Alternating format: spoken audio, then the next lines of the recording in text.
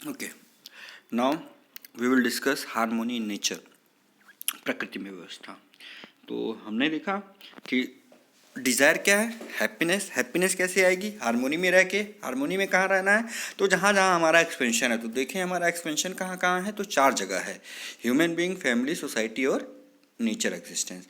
तो हमने 3 जगह की हारमोनी के बारे में डिस्कशन कर लिया है। चौथी जो है हारमोनी इन नेचर एक्सिस्टेंस। तो इसमें जो भी हम लोग प्रपोजल देंगे आप उसको वेरीफाई करें, उसके बाद एक्सेप्ट करें। एक्सेप्ट करने का भी तरीका वही सेल्फ एक्सप्लोरेशन के तहत है। पहला क्या है कि आप उसको नेचुरल एक्सेप्टेंस के आधार पर चेक करें, और उससे नहीं कुछ रिजल्ट आ रहा है तो आप एक्सपेरिमेंटली उसको चेक कर सकते हैं। तो नेचर क्या है, तो नेचर को देखने गए तो नेचर पता चलता है कि this is the collection of all units. तो यूनिट्स क्या हैं, तो यूनिट्स को भी हम देख सकते हैं आसपास। एयर है, वाटर है, ट्रीज है, सन है, ह्यूमन बीइंग है, बर्ड्स है, मेटल्स है। जो भी चीज़ दिखता है अलग अलग, वो सारा यूनिट्स हैं। तो उसको हम एक जगह कैटेगराइज कर सकते हैं। मेटल्स में सारे मेटल्स आ गए हैं, गोल्ड, डायमंड, ये सारा कुछ मेटल एक जगह आ गया। मून, सन, अर्थ। बर्ड्स में सारे पक्षियाँ आ गई, सॉइल। एनिमल्स में सारे एनिमल्स आ गए। तो ऐसे हमने उसको एक एक जगह कैटेगराइज करके ऐसे यूनिट्स लिख सकते हैं। और अगर हम देखें तो इन सारे यूनिट्स को हम 4 ऑर्डर में लिख सकते हैं।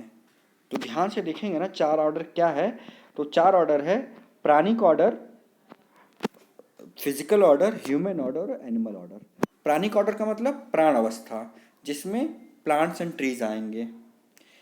फिजिकल ऑर्डर का मतलब क्या है, पदार्थ अवस्था, जिसमें सॉइल एंड मेटल आएंगे। एनिमल ऑर्डर का मतलब क्या है, जीव अवस्था, जिसमें एनिमल्स एंड बर्ड्स आएंगे। ह्यूमन ऑर्डर का मतलब क्या है, ज्ञान अवस्था, जिसमें मनुष्य आएगा।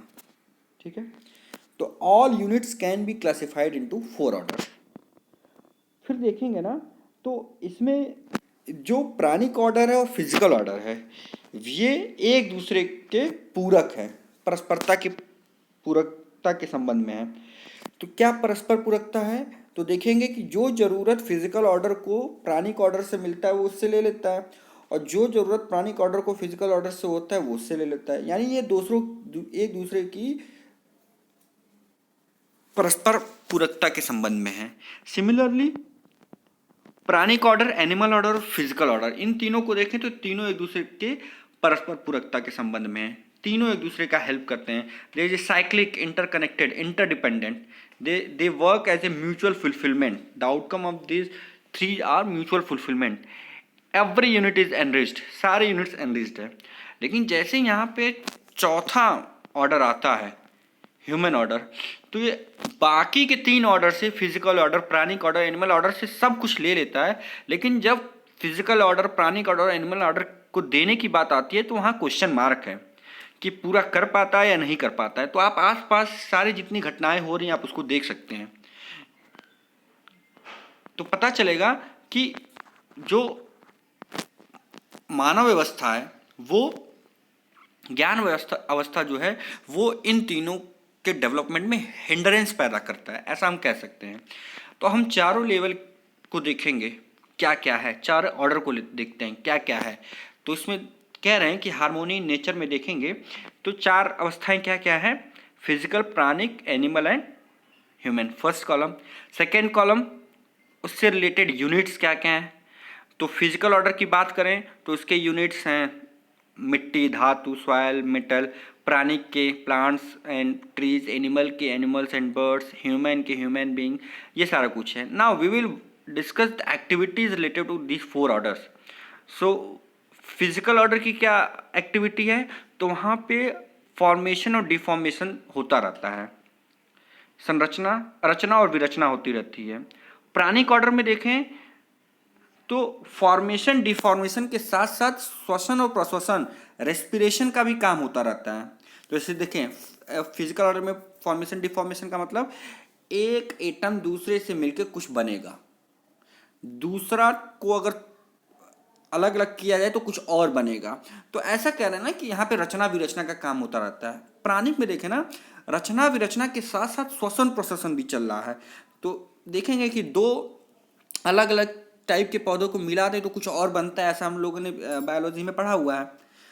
तो उसके साथ फॉर्मेशन डिफॉर्मेशन के साथ साथ वहाँ पे श्वसन का भी काम चलता है, श्वसन प्रोसेसन का। थर्ड, एनिमल ऑर्डर को देखें तो फॉर्मेशन डिफॉर्मेशन रेस्पिरेशन के साथ साथ बॉडी में सेलेक्टिंग एंड टेस्टिंग की भी प्रक्रिया चलती रहती है।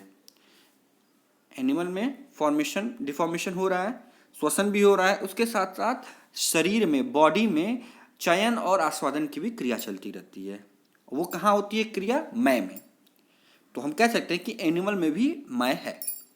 ह्यूमन ऑर्डर में क्या है कि वहाँ पे formation deformation respiration and body में अच्छा, ये जो फॉर्मेशन डिफॉर्मेशन और रेस्पिरेशन की क्रिया है वो बॉडी में है। मय में क्या है कि selecting testing imaging and analysing का काम चलता रहता है मानव व्यवस्था में। जीव व्यवस्था में क्या है कि बॉडी में फॉर्मेशन डिफॉर्मेशन और रेस्पिरेशन का काम चल रहा है, और शरीर मय में क्या काम चल रहा है? चयन और आस्वादन का। तो हम यहाँ डिफ्रेंशिएट कर सकते हैं एनिमल ऑर्डर को ह्यूमन ऑर्डर से। ठीक है।